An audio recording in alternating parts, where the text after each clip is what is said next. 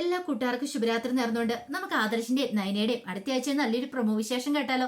അതിനു മുമ്പായിട്ട് ആദ്യമായി കാണുന്നവരുണ്ടെങ്കിൽ ചാനൽ ഇഷ്ടപ്പെട്ട ഒന്ന് സബ്സ്ക്രൈബ് ചെയ്യാൻ മറക്കരുത്. വീഡിയോ ഇഷ്ടപ്പെടുവാണെങ്കിൽ ഒരു ലൈക്ക് തരാനും മറക്കരുത് കേട്ടോ. അപ്പൊ നമുക്ക് നേരെ നമ്മുടെ വിശേഷത്തിലേക്ക് പോയാലോ. അങ്ങനെ കഴിഞ്ഞ ദിവസത്തെ വിശേഷത്തെ നമ്മൾ കണ്ടു. നയനയ്ക്ക് വലിയ സൗഭാഗ്യം വന്നെത്തുവാണ്.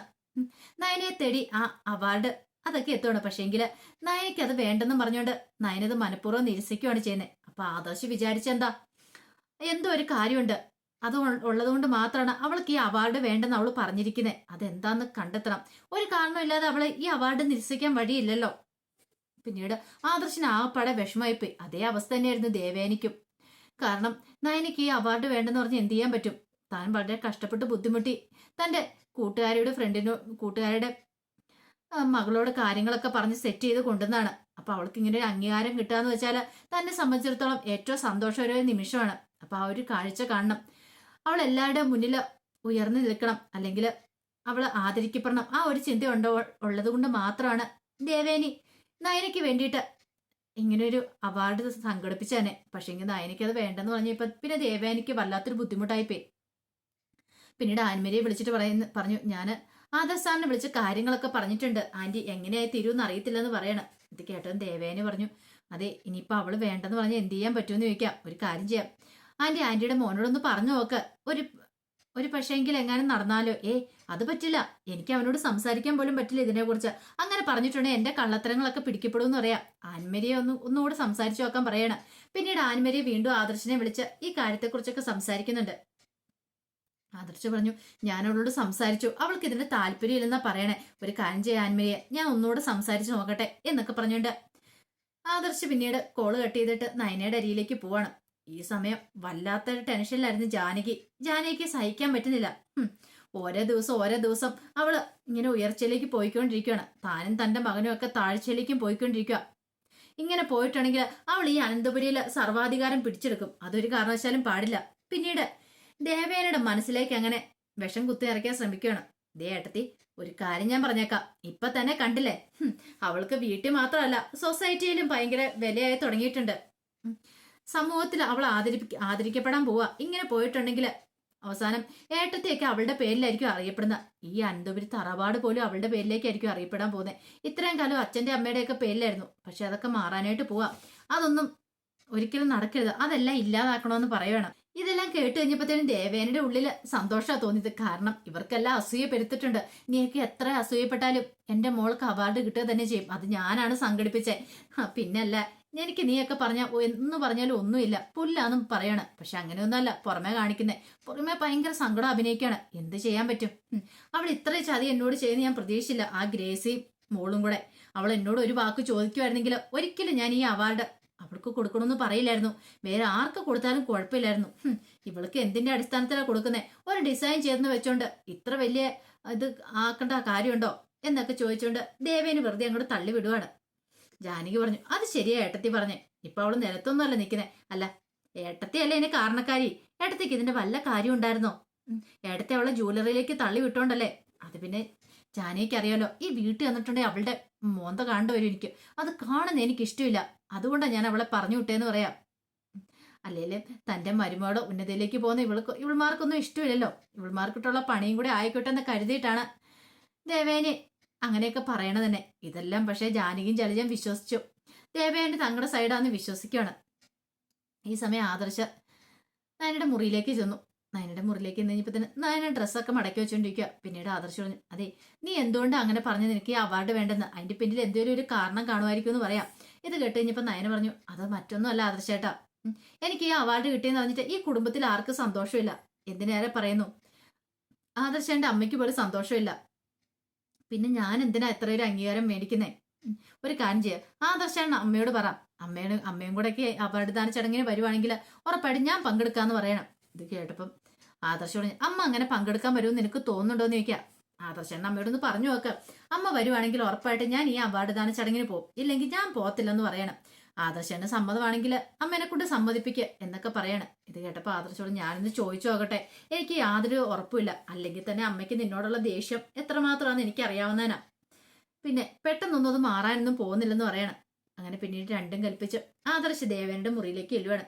ചെന്നപ്പം ദേവേനിച്ചു, എന്താടാ നിനക്ക് എന്തോ എന്നോട് പറയാനുണ്ടെന്ന് തോന്നില്ല. അത് പിന്നെ അമ്മേ ഒരു കാര്യം പറയാണ്ട്, ഗ്രേസി ആൻറ്റി മോളും അവരെല്ലാരും കൂടെ സംഘടിപ്പിച്ച അവാർഡാണ് വുമൺസ് കൾച്ചറൽ സൊസൈറ്റിയുടെ അവാർഡ്. അതും ബെസ്റ്റ് ഡിസൈനർക്കുള്ള അവാർഡ്. അത് നയനയ്ക്ക് കിട്ടിയത് ഞങ്ങൾക്ക് എല്ലാവർക്കും സന്തോഷമുള്ള കാര്യമാണ്. മാത്രമല്ല മുത്തശ്ശനും മുത്തശ്ശിക്കും എല്ലാവർക്കും സന്തോഷമാണ്. പക്ഷെ എങ്കിൽ അവൾക്ക് ഇപ്പൊ ഈ അവാർഡ് വേണ്ടെന്ന് പറയുന്നത്. ഇത് കേട്ടപ്പം ദേവേന് പറഞ്ഞു, അവളുടെ അഹങ്കാരം അല്ലാതെ പിന്നെ എന്താന്ന് ചോദിക്കുകയാണ്.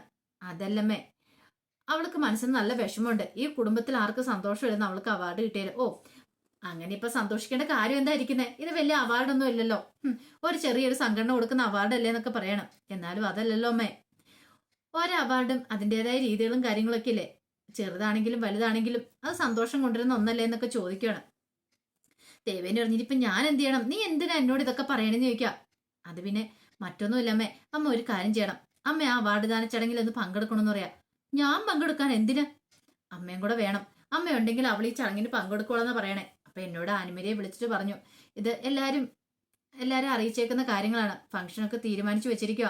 അപ്പൊ നയന ചെന്നില്ലെങ്കിൽ അവർക്ക് ആ പടം നാണക്കേടായപ്പോ കാർഡും കാര്യങ്ങളൊക്കെ അടിച്ചിറക്കിയിരിക്കുന്ന, സ്വീകരണത്തിന് വേണ്ട കാര്യങ്ങളെല്ലാം ചെയ്തു വെച്ചിരിക്കുന്ന അവസാന നിമിഷത്തിൽ അവൾ ഇങ്ങനെ പറഞ്ഞിട്ടുണ്ടെങ്കിൽ അവർക്കും ബുദ്ധിമുട്ടല്ലേ. അമ്മയുടെ കൂട്ടുകാരി മോളും ഒക്കെ നാണം കെടാൻ പോന്നേ. അപ്പൊ അമ്മയ്ക്കൊന്ന് സംസാരിച്ചു കൂടെയെന്ന് ചോദിക്കുകയാണ്. അല്ലെങ്കിൽ അമ്മയും കൂടെ ഒന്ന് വന്നുകൂടെയെന്ന് ചോദിക്കുകയാണ്. അവാർഡ്ദാന ചടങ്ങിന് സ്ത്രീകൾക്കും കുട്ടികൾക്കും വേണ്ടിയിട്ട് അവര് പങ്കെടുക്കുന്ന ചടങ്ങാണല്ലോ. അതുകൊണ്ടാണ് ഞാൻ പറയണേ, അമ്മ പോണോന്ന് പറയണേ. കാരണം ഈ വീട്ടിൽ നിന്ന് വേറെ ആരെങ്കിലും പോകണമെന്ന് എനിക്ക് തോന്നുന്നില്ല. പോയിട്ടുണ്ടെങ്കിൽ പോലും അത് നവ്യായിരിക്കും പോകുന്നേ. ഈ പറയുന്ന അപ്പച്ചോ ഇളയമ്മ ആരും പോകത്തില്ല.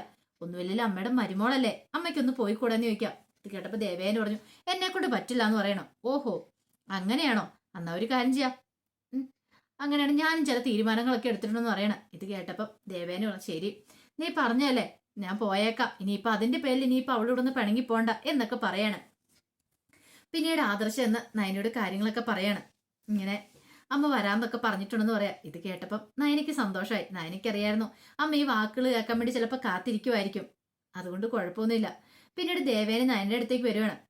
ഒരു കാര്യം ഞാൻ പറഞ്ഞേക്കാം, ഞാൻ എന്റെ മോനോട് പറഞ്ഞു ഞാൻ ഈ അവാർഡ് ദാന ചടങ്ങിന് പങ്കെടുക്കാൻ വരുമെന്നൊക്കെ. പക്ഷെ ഒരു കാര്യമുണ്ട്, അതിപ്പം എന്റെ മോന് ഈ വീട് വിട്ട് പോയിരിക്കാനും അതിനു വേണ്ടിയിട്ടുള്ള കാര്യങ്ങളൊക്കെ ആയതുകൊണ്ടാ. അല്ലെങ്കിൽ ഒരു കാരണവശാലും നിന്നോടൊപ്പം ഞാൻ വരത്തൊന്നുമില്ലായിരുന്നു.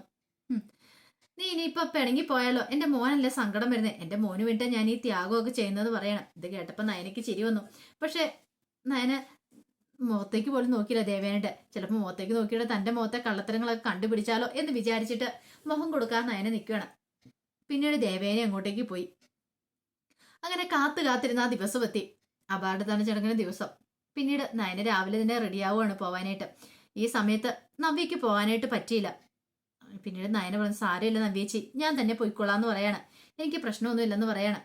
അങ്ങനെ നയന രാവിലെ പോകാനായിട്ട് ഇറങ്ങുവാണ്. ഈ സമയം ആദർശവും ഞാൻ നിന്നെ അവിടെ കൊണ്ടാക്കിയിട്ട് പോകാന്ന് പറയണം. അപ്പോഴേക്കും ദേവേനെ അവിടെ നിന്ന് ഇങ്ങോട്ട് ഇറങ്ങി വന്നു. അപ്പൊ ആദർശം ചോദിച്ചു, അല്ല അമ്മ പോകുന്നില്ലേന്ന് ചോദിക്കാം. ഞാൻ പോയിക്കോളാം എന്ന് പറയാണ്. അതിന് ഇവളുടെ ചടങ്ങുകളും കാര്യങ്ങളൊക്കെ നടക്കട്ടെ, അത് ഞാനല്ല ഇവളുടെ അകത്തേക്ക് ആനയിക്കണേ എന്നൊക്കെ ദേവേനി പറയാണ്. പിന്നീട് നയനൊന്നും മിണ്ടാൻ പോയില്ല. അങ്ങനെ നയനെ ആദർശം കൂടെ അങ്ങോട്ടേക്ക് പോവാണ്. പിന്നീട് ദേവേനി മുറിയിലേക്ക് ഓടിപ്പോയി ഡ്രസ്സൊക്കെ ചേഞ്ച് ചെയ്ത് പെട്ടെന്ന് തന്നെ താഴേക്ക് ഇറങ്ങി വരുവാണ്. ഈ സമയം ജാനകി ചോദിച്ചു, അല്ല ഏട്ടത്തി ഇത് എങ്ങോട്ട് പോകാന്ന് ചോദിക്കാം. അത് പിന്നെ ഞാൻ ചെന്നില്ലെങ്കിൽ ഇന്ന് അവൾ ആ അവാർഡ് ദാന ചടങ്ങിൽ പങ്കെടുക്കില്ലാന്ന്. ഓഹോ, അപ്പൊ അവൾ മനഃപൂർവ്വം കളിക്കുന്ന കളിയാന്ന് പറയണ. ഏട്ടത്തി പോകാതിരിക്കുകയാണെങ്കിൽ പിന്നെ അവൾക്ക് അവാർഡ് കിട്ടത്തില്ലോ. പിന്നെ ഏട്ടത്തി എന്തിനായി പോണേന്ന് ചോദിക്കാം. ഇത് പോവാതിരുന്നിട്ടുണ്ടെങ്കിൽ ആദർശം പിന്നെ വെറുതെ ഇരിക്കും തോന്നുന്നുണ്ടോ? അവൻ എന്നോട് പിണങ്ങി പോയില്ലെന്ന് ചോദിക്കാം. അവന് വേണ്ടി മാത്രം പോയി തല കാണിച്ചിട്ട് വരാന്നോർത്ത് പോകുന്നതെന്നൊക്കെ പറയണം എന്നും പറഞ്ഞുകൊണ്ട് ദേവേനി അങ്ങോട്ടേക്ക് പോയി. ശൈലജ പറഞ്ഞു, ശരിക്കും പറഞ്ഞ ഈ ഏട്ടത്തെ തന്നെ അവളെ ഇങ്ങനെ വഷളാക്കുന്നത് കണ്ടില്ലേ? അവന്റെ ആദർശന്റെ താളത്തിനൊപ്പം തുള്ളുന്നോണ്ടല്ലേ ഏട്ടത്തേക്ക് ഇങ്ങനെയൊക്കെ അനുഭവിക്കേണ്ടി വരുന്നേ. അനുഭവിക്കട്ടെ എന്നൊക്കെ പറഞ്ഞിട്ട് രണ്ടുപേരും കൂടെ കുറ്റവും പറഞ്ഞുകൊണ്ട് അവിടെ ഇരിക്കുകയാണ്. പിന്നീട് നയനങ്ങ് ചെന്നിറങ്ങി കഴിയുമ്പോഴത്തേനും നയനയ്ക്ക് ഭയങ്കര ഗംഭീര സ്വീകരണം തന്നെ കിട്ടുന്നേ. ആദർശം നയനെ അവിടെ കൊണ്ടുപോയിട്ട് അങ്ങോട്ട് പോയി. അങ്ങനെ നയനയെ കൂട്ടിക്കൊണ്ട് ആൻമരിയെയും വേറെ ഒന്ന് രണ്ട് പേരും അതിന്റെ സംഘാടകരും ഒക്കെ അങ്ങോട്ടേക്ക് കൂട്ടിക്കൊണ്ട് പോവാണ്. അങ്ങനെ ചെന്ന് ഇച്ചിരി സമയം കഴിഞ്ഞപ്പോഴത്തേനുമാണ് ദേവേനി വരുന്നത്. പിന്നീട് ചടങ്ങുകളും കാര്യങ്ങളൊക്കെ തുടങ്ങുകയാണ്. ദേവേനെ കണ്ടു കഴിഞ്ഞപ്പോഴത്തേനും നയനയ്ക്ക് സന്തോഷമായി. പിന്നീട് നയനയോട് സ്വാഗതമൊക്കെ ഇങ്ങനെ അവർ സ്വാഗതമൊക്കെ പറഞ്ഞതിന് ശേഷം രണ്ടു വാക്ക് സംസാരിക്കാനൊക്കെ പറയാണ്. അങ്ങനെ നയന പറഞ്ഞു, ഞാൻ വീട്ടിലിരിക്കേണ്ടായിരുന്നു, പക്ഷെ എൻ്റെ ഭർത്താവിൻ്റെ അമ്മ കാരണമാണ് ഇപ്പം ഞാൻ ഈ സ്ഥിതിയിൽ നിൽക്കുന്നത്. അല്ലെങ്കിൽ ഒരു കാരണവശാലും ഞാൻ ഇവിടെ നിൽക്കത്തില്ലായിരുന്നു. അമ്മ എന്നെ കമ്പനിയിലേക്ക് പറഞ്ഞു വിട്ടുകൊണ്ട് മാത്രമാണ് എനിക്ക് നല്ല നല്ല ഡിസൈനിങ് ഒക്കെ വരയ്ക്കാനായിട്ടൊക്കെ സാധിച്ചതെന്ന് പറയണം. അതുകൊണ്ടാണ് ഞാൻ ഈ അവാർഡിന് അർഹയായെന്നൊക്കെ പറയണം. അങ്ങനെയൊക്കെ പറഞ്ഞ് പ്രസംഗിക്കുവാണ്. ഇത് കേട്ട് കഴിഞ്ഞപ്പോൾ ദേവേനിക്കും ഭയങ്കര സന്തോഷമായി. പിന്നീട് നയന പറഞ്ഞു, എനിക്കൊരു ആഗ്രഹമുണ്ട്. എൻ്റെ അമ്മയിൽ നിന്ന് തന്നെ എനിക്ക് ഈ അവാർഡ് ഏറ്റുവാങ്ങണമെന്നുണ്ട് എൻ്റെ ആഗ്രഹമാണെന്ന് പറയണം. ഇത് കേട്ടതും ദേവേനിക്ക് വല്ലാത്തൊരു ബുദ്ധിമുട്ടായി പോയി. കാരണം എന്ത് ചെയ്യണം, ചെല്ലണോ നിൽക്കണോ വേണ്ടാത്തൊരു അവസ്ഥ. പെട്ടെന്ന് ആൻമേരി അങ്ങോട്ട് വന്നിട്ട് പറഞ്ഞു, ദേ ആൻറ്റി, ആൻറ്റി ഇങ്ങോട്ട് വരാൻ പറയണം. അത് പിന്നെ മോളെ ഞാൻ ആൻറ്റി ഇങ്ങോട്ട് വന്നേന്ന് പറയണം.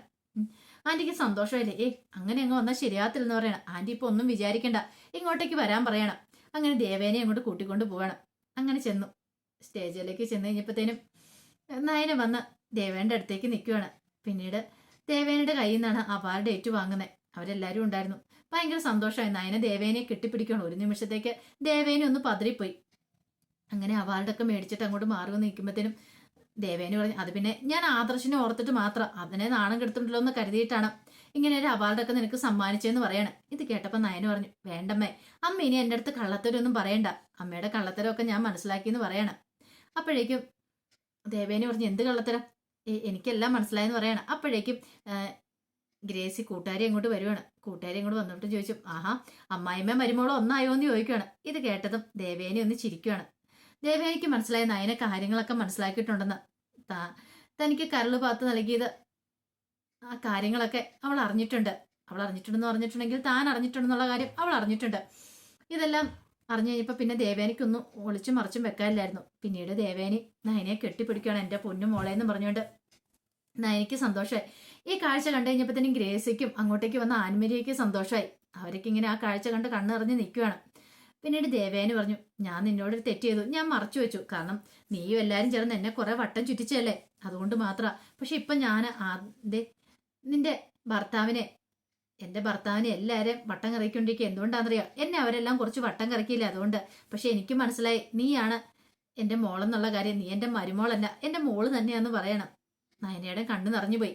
അങ്ങനെ അവർ ആ സന്തോഷകരമായ നിമിഷങ്ങളൊക്കെ പങ്കുവെക്കുകയാണ്. പിന്നീട് നയനോട് പറഞ്ഞു, ഒരു കാരണവശാലും നീ വീട്ടിൽ ചെന്ന് പറയരുത്, ഈ കാര്യങ്ങളൊക്കെ അറിയാലോ, നമ്മൾ തമ്മിൽ ഒന്നായ കാര്യങ്ങളൊന്നും പറയരുതെന്ന് പറയണം. കുറച്ച് ജോലിയും കൂടെ ബാക്കിയുണ്ടെന്ന് പറയാം. ഇത് കേട്ടപ്പം നയന പറഞ്ഞു, ഞാനൊന്നും പോയി പറയാൻ പോകുന്നില്ല, അമ്മ ധൈര്യമായിട്ടിരുന്നു. എനിക്കിപ്പോൾ സന്തോഷമായി. എനിക്ക് നല്ല സംശയം ഉണ്ടായിരുന്നു അമ്മേനെ, അതുകൊണ്ട് ഞാൻ അമ്മയുടെ ഓരോ കാര്യങ്ങളും അങ്ങനെ വീക്ഷിച്ചുകൊണ്ടിരുന്നതെന്നൊക്കെ പറയണം. അങ്ങനെ കാര്യങ്ങളൊക്കെ പറയുകയാണ് നയനയോട്.